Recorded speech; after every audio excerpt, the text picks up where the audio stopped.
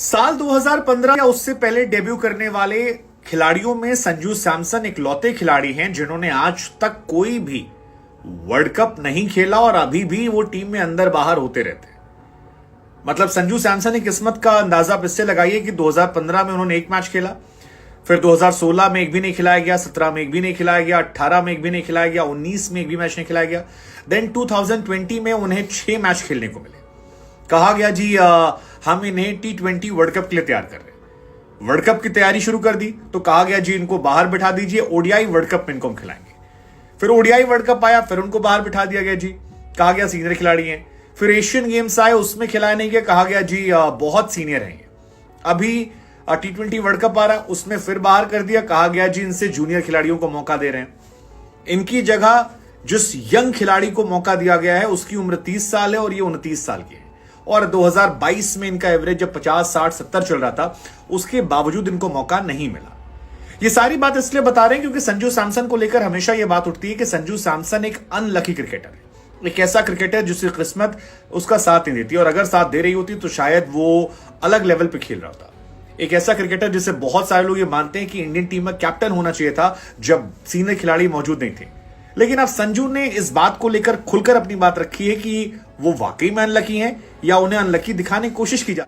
संजू सैमसन ने पहली बार अपने अनलकी होने को लेकर बात की और कहा यार दुनिया भर में चर्चाएं चल रही हैं कि Sanju Samson is the most unlucky cricketer, Sanju Samson is unlucky, Sanju से किस्मत किसी खराब नहीं है।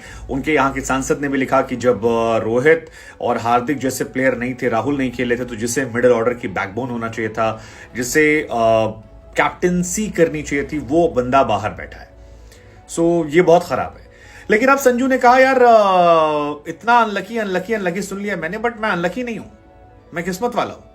और मैं किस्मत वाला हूं क्योंकि मैं जहां पहुंच गया हूं, मैंने कभी लाइफ में सोचा नहीं था कि मैं इस स्टेज तक पहुंच सकता हूं। मैंने इंडिया को रिप्रेजेंट किया है और मैंने एक फ्रेंचाइज की कैप्टनसी की है। वो कह रहे हैं यार मैं खुश हूं इस बात से कि मुझे यहां मौका मिला, बहुत सारे लोगों को नहीं मौका मिलता है और ये अपने आप में हैरानी की बात है।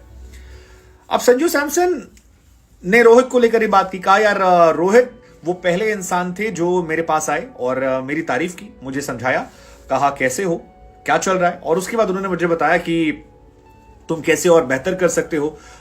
मुंबई इंडियंस के सामने ज्यादा छक्के मत मारना, बाकी तुम बल्लेबाजी अच्छी करते हो और मैं तुम्हें एक अच्छे टैलेंट के तौर पर जानता हूं।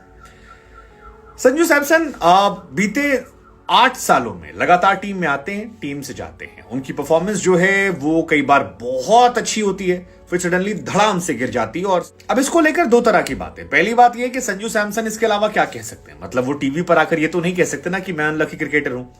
इंडिया में कम से कम ऐसा नहीं होता, पाकिस्तान में ऐसा होता है। वहां पर खिलाड़ी जो हैं वो खेलते खेलते प्रेस कॉन्फ्रेंस करते हैं, कहते हैं कि यार मैं अगर टीम में नहीं लिया गया तो मैं एक्शन लूंगा।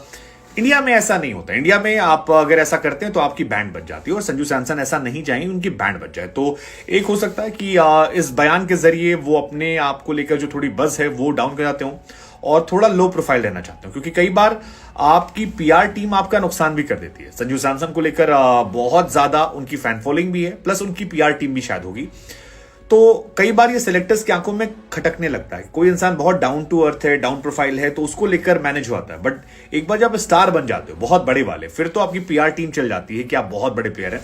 बट अगर आप टीम में आने जाने वाले और आपकी पीआर टीम बहुत ज्यादा है, बहुत मुश्किल होता है। आसान शब्दों में समझिए कि चुनावों में जिस नेता के बारे में कहा था ये मुख्यमंत्री बन सकता है, वो कभी मुख्यमंत्री नहीं बनता है, क्योंकि उसका नाम सोशल मीडिया तक या मीडिया तक होता है, और मीडिया जिसका नाम लेती है उसका किस्मत हमेशा खराब होती है। एक तो ये। दूसरा, कई लोगों का मानना है कि संजू सैमसन एक क्लासिक केस है इस बात को समझने के लिए कि पोटेंशियल अपने टैलेंट जो है वो अपने पोटेंशियल तक नहीं पहुंच पाया और ग्रेटनेस नहीं अचीव कर पाया। कई लोग रोहित की एग्जांपल देते हैं कि यार रोहित की किस्मत अच्छी थी, धोनी ने उन्हें हैंडपिक कर लिया था और काश संजू को भी कोई धोनी। संजू सैमसन के फैन वो मुन्ना भैया वाला पोस्ट भी करते हैं कि यार बहुत तकलीफ होती है जब आप योग्य हों और आपकी योग्यता ना पहचाने। हालांकि मैं दोनों तरीके से देखता हूं, वो थोड़े अनलकी भी हैं और थोड़ा उन्होंने अपने मौकों का फायदा भी नहीं उठाया। आप रिंकू सिंह को देखिए, मैं बार बार रिंकू सिंह का एग्जाम्पल देता हूं कि रिंकू सिंह टिपिकल एग्जाम्पल है कि मौकों को कैसे भुनाते हैं। रिंकू सिंह ने अब तक केवल 3 मैच खेले हैं और इन 3 मैच में उन्होंने अपना इंपैक्ट जो छोड़ा है वो ऐसा छोड़ा है कि बड़े बड़े प्लेयर्स जो हैं वो उनके सामने पानी भरने लगे। मतलब तिलक वर्मा जैसे प्लेयर को कहना पड़ा कि यार मैं रिंकू की तरह मैच फिनिश करने आता हूं। ये बहुत बड़ा स्टेटमेंट है क्योंकि तिलक वर्मा को पहले मौका मिला था और रिंकू को बाद में मिला। बहुत सारे और खिलाड़ी हैं, साई सुदर्शन जिन्होंने 71 के एवरेज से रन बनाए हैं, पडिक्कल अच्छा कर रहे हैं, इन लोगों को मौके नहीं मिले। लेकिन रिंकू सिंह, मैं बार बार कह रहा हूं, रिंकू सिंह ने 3 मैच खेले और उन तीनों मैच में उनका इंपैक्ट बहुत तगड़ा रहा और मैच फिनिश करके लौटे। वो जो आखिरी बॉल पर छक्का मारा, या उससे पहले उन्होंने यूपी T10 में मारा था, उससे पहले उन्होंने मारा था IPL में। कई बार आपकी छोटी सी परफॉर्मेंस आपको लेकर एक बहुत बड़ा इंपैक्ट क्रिएट करती है और वो बस रहता है। 14 बॉल पे 22 run, 15 ball 37 run, 21 ball 38 run, लेकिन मैच विनिंग पारियां हैं, इसलिए फिनिशर के तौर पर वो आ गए। टॉप ऑर्डर में वैसे भी जगह नहीं, 9 खिलाड़ी लड़ रहे हैं 3 पोजीशन के लिए T20 में। मिडिल ऑर्डर में एक जगह थी, उस जगह में भी हार्दिक पांड्या हैं, सूर्य कुमार यादव हैं, 4, 5, 6 में एक जगह बचती थी। वहां रिंकू